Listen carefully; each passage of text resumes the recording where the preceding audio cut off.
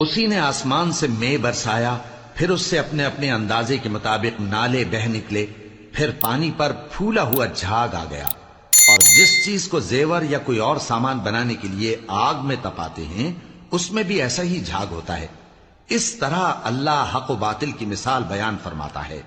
سو جھاگ تو سوکھ کر زائل ہو جاتا ہے، اور پانی جو لوگوں کو فائدہ پہنچاتا ہے وہ زمین میں ٹھہرا رہتا ہے۔ اس طرح اللہ صحیح اور غلط کی مثالیں بیان فرماتا ہے تاکہ تم سمجھو۔ جن لوگوں نے اللہ کے حکم کو قبول کیا ان کی حالت بہت بہتر ہوگی، اور جنہوں نے اس کو قبول نہ کیا اگر روئے زمین کے سب خزانے ان کے اختیار میں ہوں تو وہ سب کے سب اور ان کے ساتھ اتنے ہی اور نجات کے بدلے میں صرف کر ڈالیں، مگر نجات کہاں؟ ایسے لوگوں کا حساب بھی برا ہوگا اور ان کا ٹھکانہ بھی دوزخ ہے، اور وہ بری جگہ ہے۔